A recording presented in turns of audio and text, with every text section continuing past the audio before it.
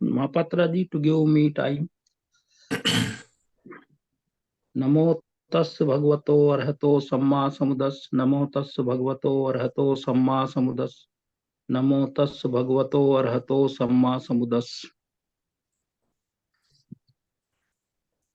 यहाँ मैं सभी की तरफ से पूजनीय भिक्षु संघ, हमारे पूजनीय जनरल सेक्रेटरी, हमारे संचालक महापात्रा जी, हमारे उषा बौद्ध, जितने भी हमारे कल्याण मित्र हैं, सभी की तरफ से सभी बुद्धों को सत सत नमन करता हूँ, चरण स्पर्श चरण वंदना करता हूँ। सभी का मंगल हो, विशेष हो। आज अपनी बात शुरू करने से पहले मैं उससे सभी सहमत भी होंगे, उषा बौद्ध जी को साधुवाद देना चाहता हूँ कि उनका जो आज का वक्तव्य था वो बहुत ही डीप और भगवान बुद्ध की जो कोर टीचिंग्स हैं और उसमें भी अंदर का जितने फाइबर्स हैं उनको उन्होंने एक्सप्लेन किया। मैं ध्यान से सुन रहा था। विपස්සना के बारे में कहा कि कुछ मेंटल क्रिएशंस आ जाती हैं जिनको वो अपनी उपलब्धि समझ कर फिर वो वहां से सोचने लगता है कोई भी कि मुझे ज्ञान प्राप्त हो गया।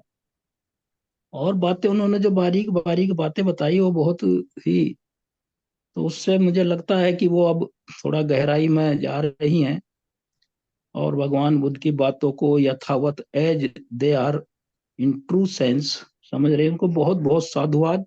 सभी को लगा होगा उनका वक्तव्य, जो बातें थी वो कुछ ऐसी थी वो हर एक आदमी नहीं जान सकता।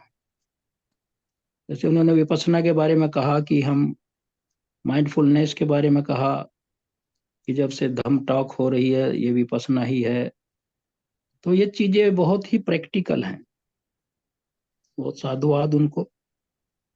और हमारे दिलीप बर्मा जी ने जो दिलीप पन्नो जो मिलिंद पन्नो एक ऐसी किताब है महापात्रा जी कि उसमें अगर उसको कोई ध्यान से पढ़ ले तो बहुत कुछ जानकारी उसमें है। मैंने पढ़ी है वो। और किस तरह भंते नागसेन ने मिलिंद राजा के प्रश्नों के उत्तर दिए, बहुत ही हमारे दैनिक जीवन से संबंधित है वो।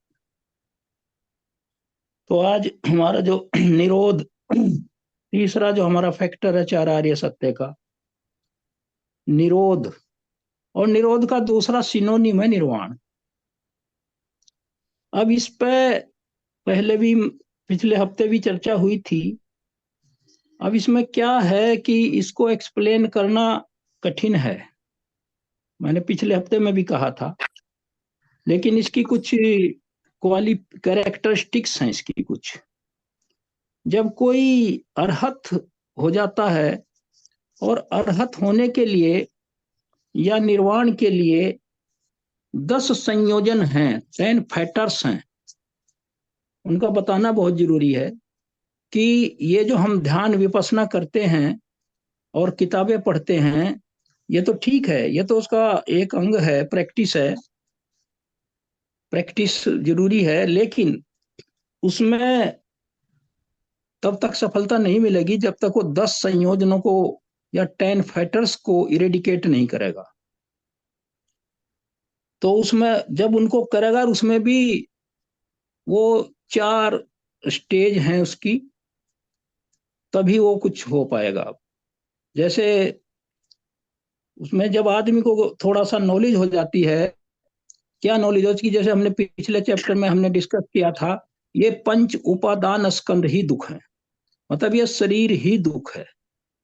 और ये शरीर में पंच उपादान स्कंध है, इसमें कोई भी परमानेंट तत्व नहीं है, और इसे कोई चलाने वाला नहीं है, इसे कोई कंट्रोल करने वाला नहीं है, ये नियंत्रण के बाहर है।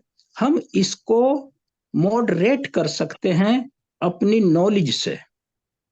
मैं कुशल कर्म करूं अकुशल ना करूं, ये तो मेरे बस की बात है।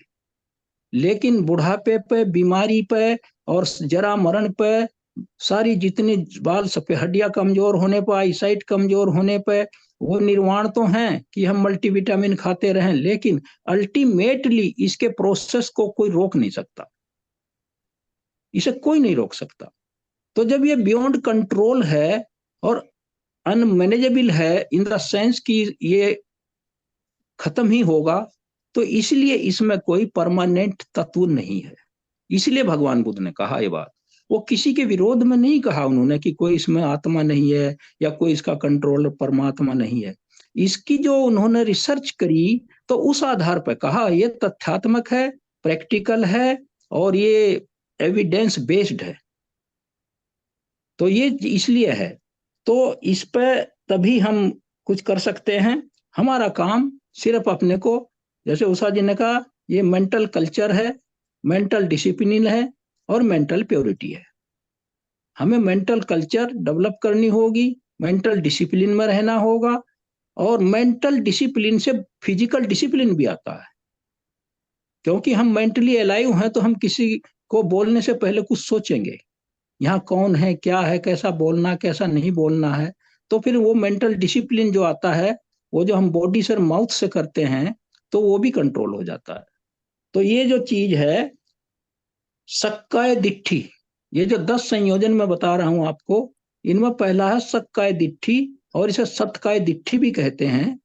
ये पहला भगवान बुद्ध ने ये 10 जो फैक्टर्स है उनमें रखा है, इनको हटाना है, तभी जाकर हम लोग इस भव बंधन की श्रृंखला से मुक्त हो पाएंगे, वरना नहीं हो पाएंगे। सक्काय दिट्ठी में क्या है? सक्काय दिट्ठी में यह है कि मेरे शरीर के अंदर कोई सोल है या सेल्फ है या मैं हूं। जब तक ये फीलिंग रहेगी तब तक हम आगे नहीं बढ़ पाएंगे। मैं हूं और अंदर कोई सोल है या परमानेंट एंटिटी है, तो ये सक्काय दिट्ठी को पहले हमें समझ के, ऐसे नहीं, ये ऐसे नहीं हटेगी कि हम इसको ब्लंटली कह दें कि नो मैं तो नहीं समझता कि मेरे अंदर ऐसी बात है, और अभी कोई उसको कोई गाली दे दे, तो फिर एक पहला शब्द क्या होगा, तुमने मुझे गाली दी, तो फिर वो आ गया, सेल्फ को आ गया। ये एक मैं उदाहरण दे रहा हूं। या कहीं से सुन ले कि उसके बारे में किसी ने कुछ कहा, कोई चुगली कर दे, तो वो कहेगा कि उसकी इतनी हिम्मत, मुझे कहा, वो जानता नहीं मेरी स्टेटस क्या है, तो फिर वो बात वहां आ गई। ये हम डे टू डे करते हैं लेकिन समझते नहीं है, ये बात है। तो अंदर कोई सेल्फ है या मैं हूं, इसको हटाना होगा, और ये धीरे धीरे हटेगा जब इस शरीर के स्वभाव को समझेगा वो। इसके शरीर को देखो, इसे आप अपने बीमार होते हैं, डेली हमारे सामने सबकी प्रॉब्लम्स हैं, शरीर के साथ हम लड़ते रहते हैं। जब से पैदा होता है व्यक्ति इस दुनिया में, वो किससे लड़ता है? वो सबसे पहले सबसे ज्यादा लड़ाई अपने शरीर के साथ लड़ता है। उसे चिंता किस चीज की ज्यादा रहती है? मौत की। उसे हर वक्त मौत सताती है, अपने फैमिली के मेंबर के बारे में मौत सताती है। बच्चा स्कूल से टाइम पर क्यों नहीं आया, फिर उसे ये बात नहीं उसको ध्यान आती कि वो कहीं खेल रहा होगा, देर हो गया होगा, नहीं, अनहोनी, अनप्रेसिडेंटेड सोचता है। क्योंकि मौत का ऐसा भय है, वो बने रहना चाहता है, और 24 घंटे उसका भय उसे सताता है, जिंदगी भर मौत उसका पीछा करती रहती है। उसके थॉट्स में वो आएगी तो तब आएगी, लेकिन वो तो कितनी बार उससे घबराया फिरता है वो। और वो क्यों घबराया फिरता है? क्योंकि वो समझता है इसमें मैं हूं, मैं मरूंगा, मैं ना मर जाऊं। तो ये बात मैं कहने की कोशिश, स्पष्ट करने की कोशिश कर रहा हूं। क्योंकि मृत्यु क्या है? ये हमारा बॉडी के मशीनरी का फेल्योर है। अगर इसमें मैं तो कुछ है नहीं, तो निरोध जो है, भगवान बुद्ध ने कहा है, उत्पन्न होने से केवल दुख ही उत्पन्न होता है, और निरोध होने से केवल दुख का ही निरोध होता है।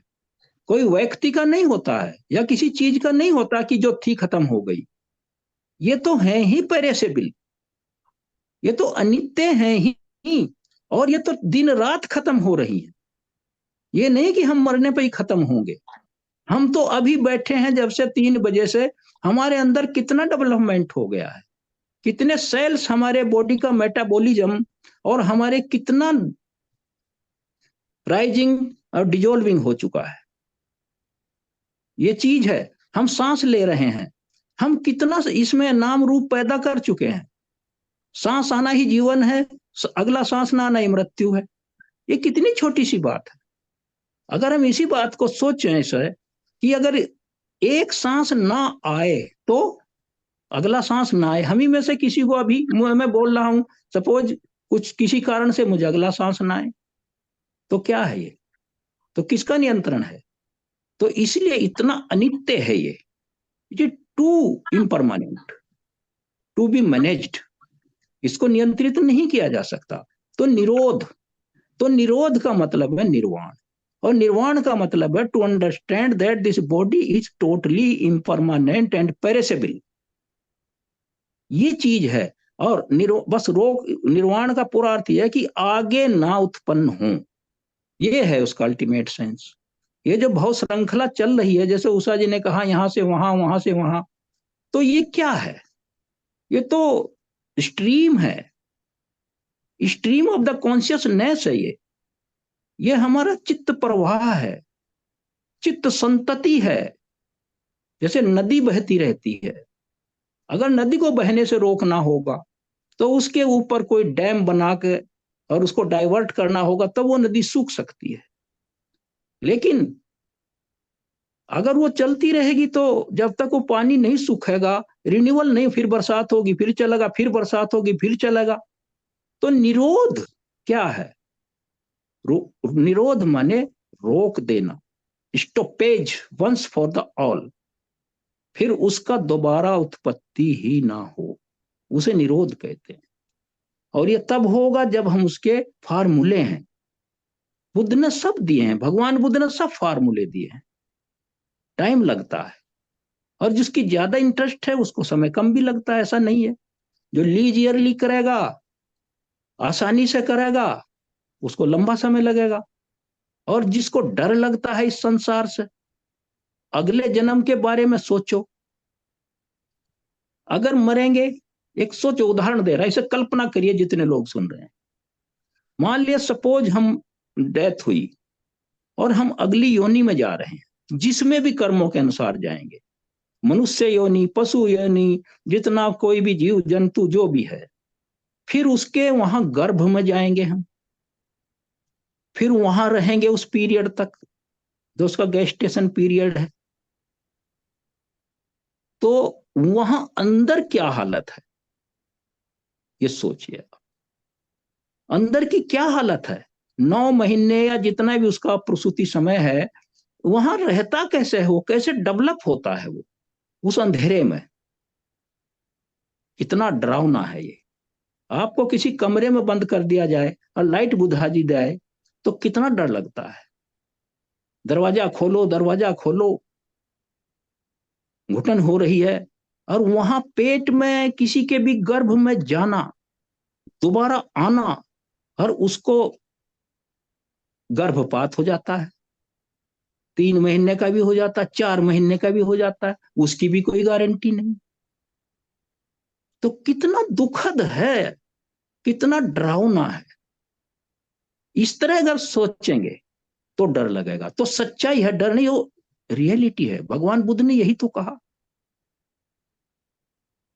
गर्भ में पढ़ना कितना भयानक है, बार बार हम पढ़ रहे हैं, क्योंकि हम भूल गए हैं ना उन बातों को। इसलिए ये लगता है कि हम 9 महीने जैसे रहे ही ना हो पेट में, तो लगता है ना ऐसे ही। हम तो भूल गए माता के अंदर की जो हम स्थिति हम रहे हैं जिसमें, तो हम तो भूल गए सब। अब जब याद करिए, उसको अनुभव करिए आप। एक अंडा है, उस अंडे में से किस तरह वो चोंच मार के बाहर निकलता है, कोई भी उसका बच्चा, चिड़िया का या किसका, कितना सैल है वो, कम मजबूत, उसको तोड़ता है वो। तो निरोध, इसको रोकना है। ये सरल नहीं है, और सरल भी है। जिस आदमी के अंदर भिक्षु, भगवान बुद्ध ने विशुद्धि मग में क्या कहा, भिक्षु की परिभाषा क्या कहा? जिसको संसार से डर लगता, लोक से डर लगता, उसे भिक्षु कहा है वो। One who is terrified horrified from the लोक, इस संसार से जिसको डर लगता। संसार क्या है? ये आवागमन, इसमें आना जाना, आना जाना, जरा मरण, उठा पटक, ये सब, जिससे इसे डर लगता है उसे भिक्षु कहा उन्होंने। भिक्षु उसे नहीं कहा जो चीवर पहनता, वो तो एक ड्रेस कोड है, वो तो बना दिया संघ के लिए, लेकिन असली परिभाषा भिक्षु की क्या बताई भगवान बुद्ध ने? भगवान बुद्ध ने ये कहा है, भिक्षु क्या है term, this term here includes, इसको ध्यान रखिए आप सब लोग, आप ये ना समझिए कि जो चीवर धारण कर रखा वही भिक्षु है, वो तो एक संघ में शामिल हो गया, वो तो भिक्षु हो गया। उसका तो एक उपासक और भिक्षु की दो कैटेगराइजेशन है। लेकिन भगवान बुद्ध ने ना तो ड्रेस के ऊपर किसी को विद्वान कहा है, और ना किसी को मतलब यह एज के अनुसार विद्वान कहा है, उन्होंने प्रज्ञा के अनुसार उसको विद्वान कहा है। तो उन्होंने कहा है the term here includes all those dedicated to the practice of the teaching, जो भगवान बुद्ध की शिक्षाओं का पालन कर रहे हैं ईमानदारी से, वो भिक्षु है। वो ये नहीं कि वो पीले कपड़े पहनता है, हर वायलेशन करता है, वो भिक्षु कैसे मान दिया जाएगा? और मैं उपासक हूं, मैं भाषण देता हूं और फिर मैं कुछ और करता हूं, तो मैं भी कैसे मान लिया जाऊंगा उपासक? यहाँ कोई भेद नहीं है, यहाँ सारा झगड़ा मेंटल कल्चर, मेंटल प्योरिटी और मेंटल डिसिप्लिन का है। whoever maintain and foster it, जो इसे मेंटेन करेगा, इसे बढ़ावेगा, और जो इस पर चलेगा वो समझेगा इसको। दैनिक जीवन में भी ये चीजें बहुत जरूरी है। हम निर्वाण की भी बात ना करें, हम निरोध की भी बात ना करें, अब आप इसको छोड़ दीजिए। हम अगर हमें सुखी जीवन जीना है और अपना इज्जत के साथ रहना है, तो भी तो ये बातें जरूरी हैं। हम निरोध को भी ना जाने, हम निर्वाण को भी ना जाने, तो भी तो संसार में कितनी प्रतिष्ठित पद को पा जाएगा व्यक्ति, तो भी उसका वो सुपीरियर होगा ना, उसका कितना सम्मान होगा। तो ये बात नहीं है, ये तो भगवान बुद्ध का धर्म ये कन्फाइंड नहीं है, ये पूरे 10,000 चक्रवाल 10,000 मतलब ये है वर्ल्ड साइकिल्स, और कामावचर रूपावचर अरूपावचर के थलीय जलीय आकाशीय मनुष्य देवता मार ब्रह्मा पशु, सूक्ष्म से लेकर स्थूल पशु पक्षियों जीव जंतुओं जीवधारियों के लिए, सबके लिए कल्याणकारी है। ये ऐसा स्पेक्ट्रम है कि इसकी कोई सीमा नहीं है, जो सबको कवर करता है ये। और ये सच्चाई है, ये निर्मित नहीं है, ये इस लोक का 10,000 वर्ल्ड साइकिल जितने हैं और जितने हमारे ये हैं, सब पे लागू है ये, चाहे वो सजीव हो या निर्जीव हो। निर्जीव चीजें पड़ी पड़ी नष्ट हो रही हैं, बिल्डिंग पड़े पड़े खंडहर हो रही हैं, लकड़ी सड़ रही है, लोहे में जंग लग रहा है, तो कहां लागू नहीं है बुद्ध का सिद्धांत? ये तो जिसे कहते हैं यूबिक्विटिस, कहते हैं यत्र तत्र सर्वत्र दिखाई पड़ रहा देखने में, हम देखते नहीं है। आप इसको देखिए, आपके घरों में फर्नीचर खराब हो रहा, उसको ही देखे क्यों हो रहा? वो नष्ट हो रहा, वो परमानेंट नहीं है। प्लस्तर क्यों झड़ रहा है? ईंट कमजोर हो रही है। हम कमजोर क्यों हो रहे, झुर्रियां क्यों पड़ रही हैं? तो इसको निरोध, इस प्रोसेस को रोकने का है वो तो एक अल्टीमेट है। अगर कोई उस पर चलना चाहे तो बहुत बड़ी बात है, और तो उसका तो पुण्य कर्म है कि वो ऐसा सोच रहा कि मेरा जन्म ना हो। वो तो समझो वो व्यक्ति मुख्य धारा में आ गया, अगर ऐसा सोच रहा कि मेरा अगला जन्म ना हो। वरना अगर कोई इसे लाइट मूड में भी लेता है, या उतना सीरियसली नहीं लगता, और इतना प्लीजर में फंसा हुआ है वो, अगर थोड़ा सा भी इससे हट जाए, वो तो उसका सांसारिक जीवन भी सुखी हो सकता है इससे। ऐसा नहीं है, ये दोनों, ये तो एक जीने की शैली है। भगवान बुद्ध की जो टीचिंग है, ये स्पेशलाइज्ड नहीं है, ये जनरलाइज्ड है, ये common to all, special to all, no discrimination, no preferences, no reservations. ये यह है। तो जो है इसमें पहले सोचेगा वो कि सक्काय दिट्ठी, मेरे शरीर में स्वयं नहीं हूं, ना कोई इसे चला रहा है, ना सेल्फ है, ना कुछ है। दूसरी है उसका वो आता है फिर विचिकित्सा, उसे डाउट होता है। विचिकित्सा कहते हैं डाउट को, स्केप्टिव होना, डाउटफुल होना। क्या डाउटफुल होना?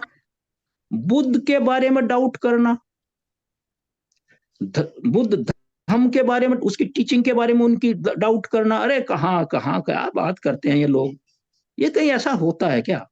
और संघ के बारे में, ये सब बेकार के लोग हैं, संघ बनाए घूम रहे, भिक्षु संघ, उस पर डाउट करना, क्वेश्चन करना, टाउंट करना, और उसको अंडर माइन करना, अंडर एस्टिमेट करना, और उसको क्रिटिसाइज करना, नफरत करना उससे। बुद्ध धम्म संघ का ज्ञान न होना, और भविष्य, अतीत और भविष्य का ज्ञान ना होना। आप कहेंगे अतीत का ज्ञान कैसे हो जाएगा? अतीत का ज्ञान ऐसे होगा कि जो भी चीज मैं कर रहा हूं आज, जो मैंने आज काम किए हैं उनका रिजल्ट तो मैं जानता हूं, लेकिन कुछ चीज मैं ऐसी भोग रहा हूं कि जिसका मैं दोष भी, कुछ मैंने किया भी नहीं, फिर भी मैं उसका दंड भोग रहा हूं। वो अतीत का कर्म का फल है। तो उसको रियलाइज करो, उसे निराश ना हो, उसे सोचो कि ये मेरी ही बोई हुई फसल है, इसे मुझे ही काटना है। अतीत का ज्ञान ऐसे होता है। अतीत का मेरा अपना लेजर है, वो चला आ रहा है, उसे उसे अपना ही मानो। वो कोई देवी देवता या किसी आपके ऊपर डाला नहीं है किसी ने, क्योंकि कॉज एंड इफेक्ट है। जब कॉज किया है तो इफेक्ट आएगा। कोई भी कर्म फल रहित नहीं है। जब तक हम अपने फल को इनऑपरेटिव ना कर दे कर्म को, फिर हम उसका फल ना हो। जैसे कोई आम है कच्चा, 3 महीने मान लिया अभी हुआ, छोटा सा है, उसको आप तोड़ लीजिए, उसके उसका जो स्टोन है या बीज है वो जमेगा नहीं, तो आगे नहीं जमेगा वो। लेकिन जब वो मेच्योर हो जाएगा उसकी गुठली, तो जमेगा वो, क्योंकि उसमें सारी प्रॉपर्टी आ जाएगी। तो आगे को अगर आपको रोकना है, जितने आपके कर्म हैं उसके कर्म में जर्मिनल फोर्स को खत्म करना है, रिप्रोडक्टिविटी खत्म करनी है उसकी। कर्म बीज है, और जो हमारी कॉन्शियसनेस है, विज्ञान है, वो खेत है। ये कर्म बीज के रूप में हमारी कॉन्शियसनेस में उगता है। हमारी कॉन्शियसनेस में ही तो ग्रो करता है ये। जितने भी मेरे मन में विचार आते हैं उनको आगे बढ़ाने का काम कौन करता? माइंड। तो kamma is the seed and the consciousness is the field where it grows, जहां पैदा होता है। तो उससे आगे उसमें जर्मिनल फोर्स ना हो, उसे करने के फिर क्या होगा? एक चना है, मैं बार बार इसे कहता हूं, उसे कच्चा बो दो जमेगा, लेकिन अगर उसी चने को आप भून देंगे जमेगा नहीं, क्योंकि हमारे कर्म हैं वो चने के समान है। वो उन्हें भून दो, उनमें जर्मिनल फोर्स, उनमें से राग द्वेष मोह हटा दो, तृष्णा हटा दो, ये सारी चीजें हटानी है, अपने आप वो पास्ट ग्रेन हो जाएगा, जैसे भुना हुआ दाना कोई चीज का। तो निरोध यही है, और इसमें कोई ज्यादा घुसने की जरूरत नहीं है, परेशान होने की जरूरत नहीं है इसमें, कि आप इसे लेकर सोचें कि किताबें पढ़ूं, ग्रंथ पढ़ूं। ये आपके बस में, बहुत सरल है ये, बस वो उसको हटाना है। वो अलग बात है कि मैं कितना धंसा हुआ हूं संसार में, उनको मैं उससे कितना विरत हो सकता हूं, वो तो अलग चीज है। वो तो हम मैन टू मैन डिफरेंट करेगा, पर्सन टू पर्सन डिफरेंट करेगा। उसमें डिफरेंस उसमें तो रहेगा कि भाई कितने गहरे में कौन है, कितने सैलोनेस में कौन है, वो तो अलग चीज है, वो तो अलग कर्मों का।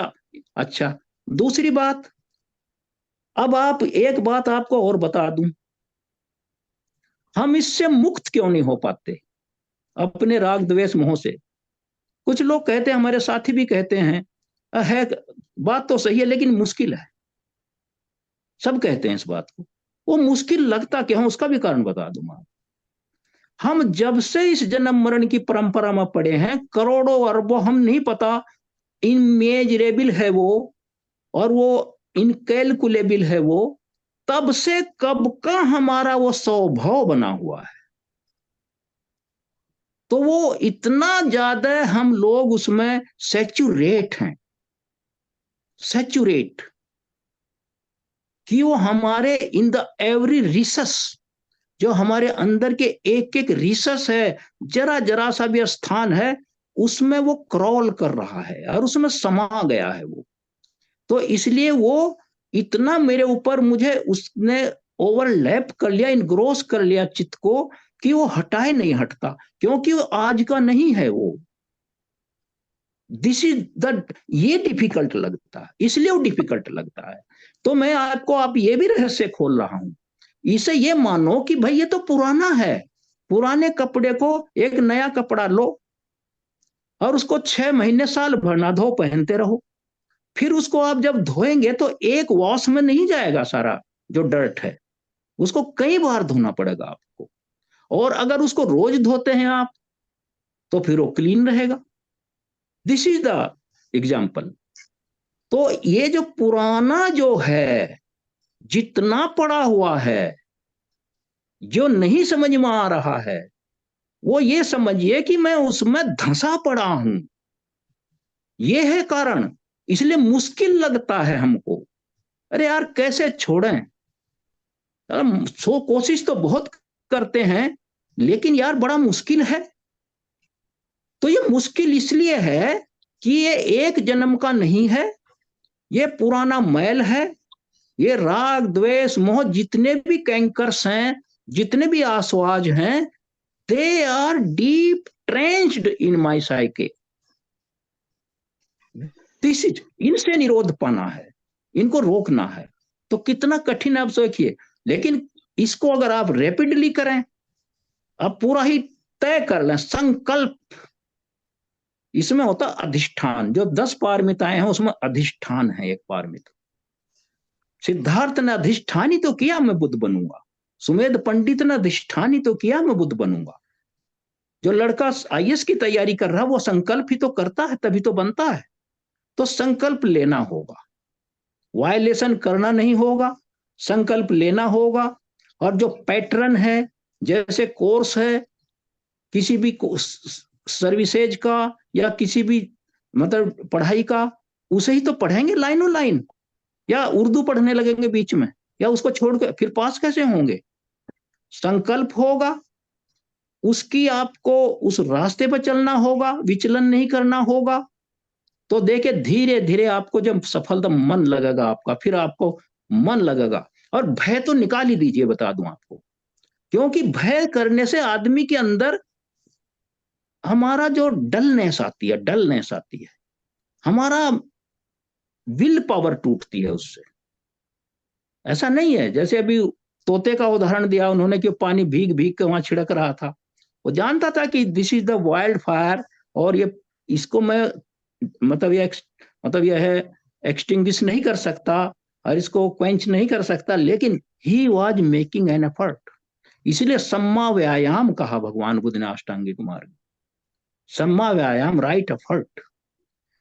तो ये सम्मा दिट्ठी था। फिर इसके बाद चल दिया इसमें, अच्छा फिर आया था विचिकित्सा, बुद्ध में, धम्म में, संघ में। और मतलब यह अतीत भविष्य, भविष्य की बात यह है, भविष्य के बारे में सोचो नहीं, क्योंकि वो हाथ में नहीं है, अनसीन है, अभी आया नहीं है। लेकिन भविष्य इसलिए भगवान बुद्ध ने कहा, क्योंकि आज जो हम अच्छा कर्म करेंगे उसी के आधार पर हमारा अच्छा भविष्य हो। This is the reason. और फिर अतीत और भविष्य दोनों, और फिर पतित्व समुत्पाद, इन पर डाउट करना। अच्छा, फिर वो जो ये भी चिकित्सा हो गई इसको। अच्छा फिर वो हो गया, फिर वो सील व्रत परामर्श हो गया। सील व्रत परामर्श कहते हैं भगवान बुद्ध के अष्टांगिक के मार्ग के अलावा ये सोचना कि मुक्ति का मार्ग कुछ और है, ये नहीं है। ये सील व्रत परामर्श है, कुछ और रास्ता ढूंढना। जैसे ढूंढते हैं लोग misleading belief that there are paths other than the Arya path of the eight constituent that can liberate one from the दुख। दुख से जैसे कोई कुछ करता है, कितने रिचुअल्स करता है, क्या क्या कर रहे हैं लोग, कर तो दुखों से छुटकारे के लिए ही कर रहे हैं वो। लेकिन भगवान बुद्ध ने तो भाई संसार तो वैसे भी दुखों से छुटकारे के में लगा हुआ है, ये तो अपने आप लगा हुआ है, क्योंकि दुख इतना है। ये नहीं कि भगवान बुद्धि ने कहा कि दुख है, ये तो दुख तो है, ये तो सबको पता है। ये तो संसार जब से ये उत्पत्ति हुई है संसार की, दुख की भी उत्पत्ति साथ साथ हुई है। तो संसार तो तभी से दुख के छुटकारे में लगा है। लेकिन बात यह है कि जैसे कोई हाईवे है और आपको जाना है, मतलब यह है दिल्ली से कलकत्ता, तो अगर आप दिल्ली से कलकत्ता ग्रैंड ट्रंक रोड पकड़ लें तो सीधे ले जाएगी आपको।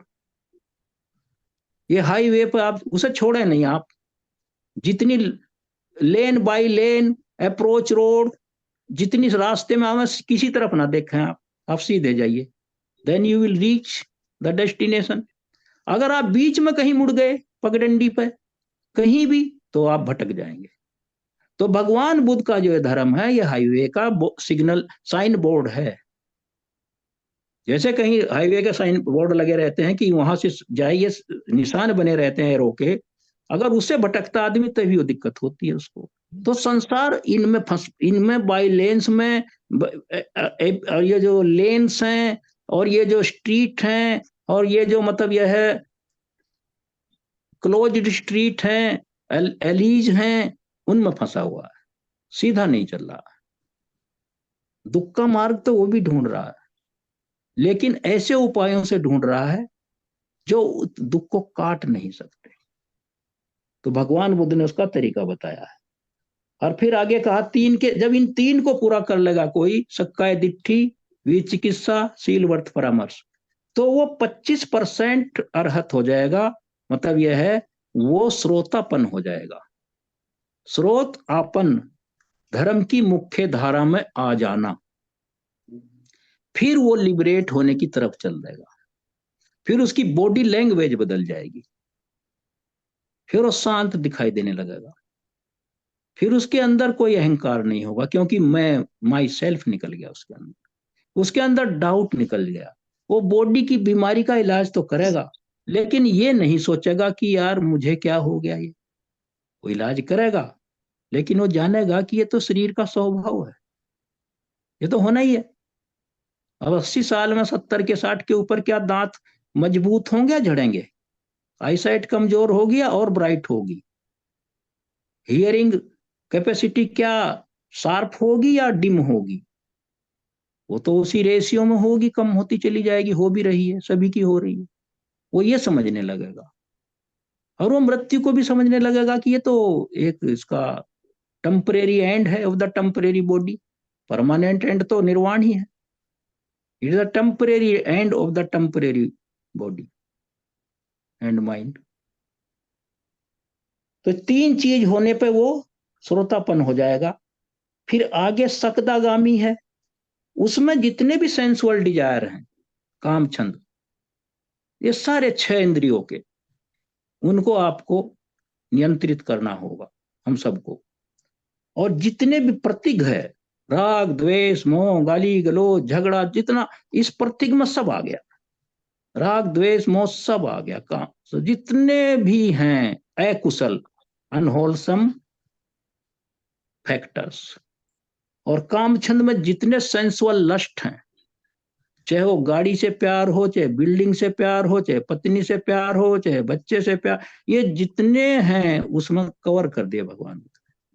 जब काम छंद को और ये जो राग द्वेष है, ये जो घृणा है, इसको जब अटेनुएट कर देंगे, अटेनुएट माने वीकन कर देंगे, कमजोर कर देंगे, फोर्स घटा देंगे इनका, मिटिगेट कर देंगे, लेसन कर देंगे, उसके ग्रेजुअल डिग्री कम कर देंगे, ये जाएंगे नहीं पहले प्रयास में। जब उसको कम कर देंगे आप, तब समझो आप सकदागामी हो गए। जैसे पहले कभी आता था, कोई बात मन में आती थी, एकदम उठ कर चल देता था, ये काम करना है, शराब पीनी है, एकदम उठ कर चल दिया। लेकिन जब वो इस रास्ते में आ गया, फिर उसको रुकेगा वो, अरे वहां तो वो पहली आदत के अनुसार तो उसको चित्त ले जाएगा उधर, लेकिन वो तो दूसरे रास्ते पर आ गया, फिर वो कहेगा नहीं नहीं, फिर रुक जाएगा वो, इस तरह कम कर रहा है। पहले रोज पीता था, फिर डॉक्टर ने कहा लीवर सिरोसिस हो जाएगा, फिर एक हफ्ते में बताया, डॉक्टर भी कहेगा धीरे धीरे छोड़ो, एक हफ्ते में पियो, फिर कहेगा 15 दिन में पियो, फिर कहेगा महीने में पियो, 2 में, फिर उसके बाद डॉक्टर भी जानता है कि इसके तो बॉडी में आ गया, ब्लड में आ गया, ये एकदम तो मर जाएगा ये। तो इसी तरह एक उदाहरण है ये, कि जिस तरह डॉक्टर एडवाइस करेगा, don't don't abstain at once, at once हो भी नहीं सकता, वैसे भी नहीं हो सकता। जो मैं अभी उदाहरण दिया कि सदियों करोड़ों जन्म की जो आदतें हैं वो एकदम कैसे हो जाएंगी, परेशान होने की तो जरूरत ही नहीं है। यही मानो कि तो पुराने डाई हार्ड हैं, तो ये चीज है उसमें। तो इसे कमजोर जब कर देंगे तो सकदागामी हो जाएगा, फिर उसका एक जन्म होगा इस लोक में, एक जन्म बस। उस स्टेज से वो 50% अर्हत हो जाएगा। फिर तीसरा स्टेज आती है, इसी काम छंद को और प्रतिग को, जो हमारे सेंसुअल प्लेजर्स हैं, सेंसुअल लस्ट हैं, अगर हम इसे पूरी तरह हटा देंगे अपने मन से, काम राग का पूरी तरह सफाया कर देंगे, और घृणा का, द्वेष का, हर किसी से नफरत का पूरी तरह मैत्री भाव ब्रह्म विहार में आ जाएंगे, मैत्री करुणा मैत्री और मुदिता उपेक्षा जब उसमें आ जाएंगे तो आप अनागामी हो जाएंगे। फिर अनागामी हो जाएंगे, फिर अनागामी कब होंगे, 3 सक्काय दिट्ठी के और 2 काम छंद, और ये 5 को जब लोअर संयोजन को आप पूरा कर लेंगे तो अनागामी हो जाएंगे, और आप 75%, 75% अर्हत हो जाएंगे। और फिर आप अनागामी मतलब नॉन रिटर्नर, फिर एक इस लोक में नहीं आएंगे आप, आपका जन्म होगा शुद्धावास में, और वहीं से अर्हत होकर आप निपट जाएंगे। ये है इसका प्रोसेस है, इसका भगवान बुद्ध ने सब बता दिया है। फिर अर्हत होने के लिए रूप राग, रूप राग क्या है, वो इस लोक का नहीं है। ये ना सोचिए कि हम शीशे में देखते हैं ये रूप राग है, ये नहीं है। मैं देवता बन जाऊं, मेरे अंदर जैसे उषा जी कहती दैवीय शक्तियां आ जाएं, मैं भी हवा में उड़ूं, रूप राग, मेरा भी देवलोक में जन्म हो, रूप राग, और रूप भी बना रहे, बॉडी और माइंड भी बना रहे। फिर ये एक ये तृष्णा है। फिर दूसरा अरूप राग, अरूप राग उसे कहते हैं कि वहां बॉडी नहीं होता, सिर्फ माइंड होता है, वो अरूप राग है, वो भी देवलोक में है। फिर तीसरा है मान, मान कहते हैं अहंकार। ये लास्ट देखिए कितना कठिन होता है, मान, अहंकार, प्राइड, ये निकालना है। फिर आगे होता औदित्य, रेस्टलेसनेस, जरा सी बात पर उछल जाना, गुस्सा हो जाना, उतावला हो जाना, आग बबूला हो जाना, क्रोधित हो जाना, या कोई चीज खो गई, अरे कहाँ गई कहाँ गई, अरे मिल जाएगी आराम से ढूंढ लो, लेकिन इतना उताला हो गया, मोबाइल नहीं मिल रहा, आजकल तो मोबाइल ही जैसे आदमी का जीवन हो गया। अगर मोबाइल ना मिले 5 मिनट कैसे हाथ पैर मारेगा, कपड़े ढूंढेगा, एकदम जैसे कोई जीवन ही चला गया। औदित्य का उदाहरण दे रहा हूं, जो मोबाइल ना मिले, फिर कहेगा कॉल करके देखो कहीं बोल रहा होगा मोबाइल, रेस्टलेसनेस पैदा हो जाना। इसका भगवान बुद्ध ने उदाहरण दिया है, जैसे हकीम वैद्य भस्म बनाते हैं, पाउडर, खूब महीन पाउडर बनाते हैं, और यह जैसे राख होती है, उसको और रगड़ दो, फिर उसमें एक बर्तन में रखो उसे, फिर उसमें एक भारी पत्थर डालो या कोई गोल भारी चीज डालो, फिर वो जब डालोगे तो ऊपर उछलती है, वो फैल जाती है वो। तो इस तरह आदमी का स्वभाव होता है, तो उसे कम करना होगा। और लास्ट में इग्नोरेंस, अविद्या। तो ये 10 फैक्टर्स मैंने जो बताए हैं, ये निरोध के लिए जरूरी हैं, निर्वाण के लिए जरूरी है। और चूंकि ये ऐसा चीज है, इसे कोई समझा नहीं सकता। देखिए, कोई नहीं समझा सकता कि निर्वाण क्या है। क्यों नहीं समझा सकता? जो आदमी, अब अर्हत की पोजीशन क्या होती है, जो अर्हत हो गया है, या जिसे ज्ञान प्राप्त हो गया, वो क्या सोचता है, वो क्लियर हो जाता है, वो डाउटफुल नहीं रहता, क्लियर। और जब वो अपने राग द्वेष मोह को हटा देता है, तब वो क्या होता है, वो मुक्त हो जाता है। किससे? संसार के बंधन से, जन्म मरण की परंपरा से मुक्त हो जाता है, और बार बार जन्म लेने की उससे मुक्त हो जाता है, और वो पूरी तरह से संसार से मुक्त हो जाता है एक उसमें। और उसमें ऐसी कोई क्वालिटी नहीं रह जाती कि वो दोबारा पैदा हो। जो मैंने कहा कि वो उसे कर्मों को फल रहित कर दो, बीज रहित कर दो, आगे ना जमे वो। अच्छा, फिर वो निर्वाण, उसे खुशी होती है, और फिर उसका भाव निरोध हो जाता है, आने जाने की परंपरा खत्म हो जाती है। और फिर वो क्या उस स्थिति को प्राप्त कर लेता है जो इस संसार से अलग है, जिसकी कल्पना नहीं की जा सकती है।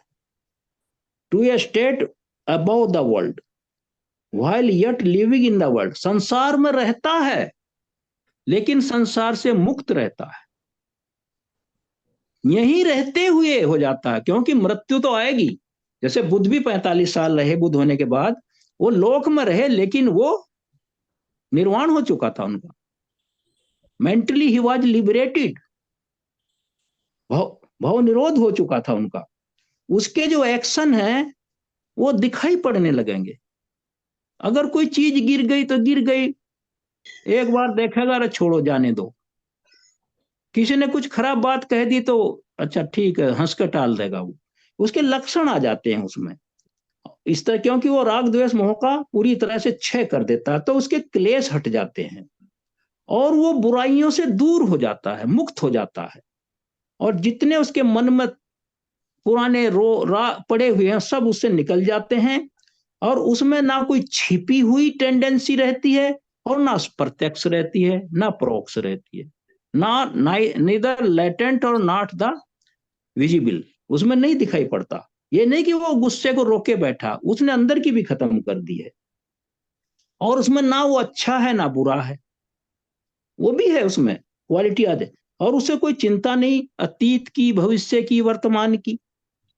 और चाहे वर्तमान की भी वो अपना काम तो करेगा, लेकिन चिंतित ही नहीं ज्यादा रहेगा, वो अपने संतोष के साथ करेगा, और किसी चीज से चिपकेगा नहीं वो, ना परेशान होगा। और कहीं जो जीवन के उतार चढ़ाव आते हैं, बीमारी है, दुख सुख है, मृत्यु है, इनसे भी वो ज्यादा प्रभावित नहीं होगा, क्योंकि उसको समझ चुका ना है वो, आगे तो होना ही है, मुझे भी होना है, एक दिन मुझे भी जाना है। और उसका माइंड विचलित नहीं है, वो स्थिर हो गया है, और वो दुख रहित हो गया है, वो उसके दाग मिट चुके हैं, सेफ हो चुका है वो, और वो निर्वाण की स्थिति में आ गया है। तो ये उसकी हो जाती है मानसिक स्थिति। तो ये चीज है, इसमें कारण और कॉज का डिफेक्ट भी खत्म हो जाता है। क्योंकि भगवान बुद्ध ने कहा, भगवान बुद्ध ने क्या कहा, इस संसार में अगर कोई जन्म है, जन्मा है, तो अजन्मा भी होगा। और अगर बीमारी है, बीमार है, तो कोई स्वस्थ भी होगा। अगर कोई मृत्यु है, तो ऐसा भी होगा जिसकी मृत्यु ही ना हो। और मृत्यु किसकी नहीं होगी? जो पैदा ही ना हो। और पैदा कौन नहीं होगा? जिसने संसार से का निरोध कर दिया हो, संसार की सारी वासनाओं का। तो वो अनबोर्न हो जाता है, उसका जन्म नहीं, अनओरिजिनेटेड हो जाता है, अनमेड हो जाता है, उसको दोबारा मैन्युफैक्चरिंग या उसको दोबारा नहीं बन सकता, और अनकंडीशनड हो जाता है, असंखत हो जाता है वो। और उसमें ये जो है कॉज एंड इफेक्ट की प्रक्रिया ही खत्म हो जाती है, वो फुल्ली फुल्ली पास अवे। वो कैसे हो जाता है?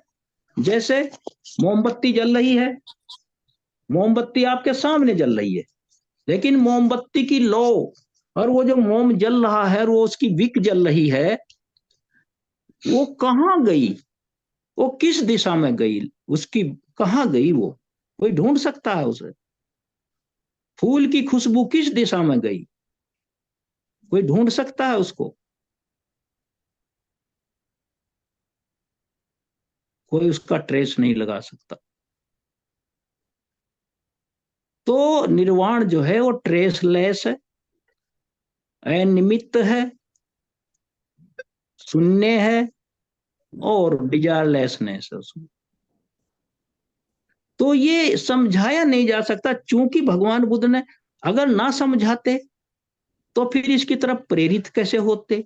समझा इसलिए पड़ा क्योंकि जो जिसके जैसे खुजली का पेशेंट है, मान लिया जिसको इचिंग हो रही है बॉडी में, और वो परमानेंट इचिंग है उसको, तो वो यही सोचता है कि सबको ऐसे ही होता होगा, क्योंकि उसे यही नहीं पता कि जो जिनके खुजली नहीं है वो कितने सुखी हैं। उसे उसका एहसास ही नहीं। और जो बीमार रहता है उसे हेल्थ का एहसास ही नहीं है। और जो नशा करता है, उसे यही एहसास नहीं कि जो आदमी नशा नहीं करते वो कितने माइंडफुल रहते हैं। उसका एहसास ही नहीं उसे। तो इतना डिफरेंस है उसमें। जो दिन भर गाली खाता फिरता रहता है, उल्टे काम करता है, उसे यही नहीं पता कि रिस्पेक्ट कैसी होती है। तो इतना ही अंतर है कि सांसारिक और उसमें, और निरोध में, और निर्वाण में। तो इन्हीं शब्दों के साथ मैं आज इसको, ये निरोध का, I tried my best to explain. तो कठिन है एक्सप्लेन करना। और इसकी स्थिति क्या है? कोई स्थिति नहीं, स्टेटलेस है ये निर्वाण।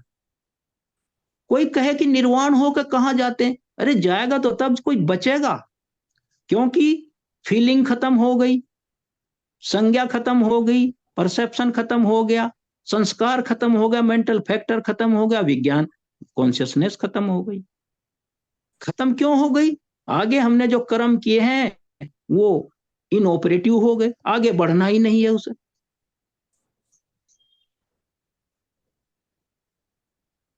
जैसे कहीं 6 घर बने हों, 6 घर हों, एक क्लस्टर हो 6 घरों का, 6 परिवार रहते हों, और उनका सबका पानी एक नाली के माध्यम से एक गड्ढे में जाता हो,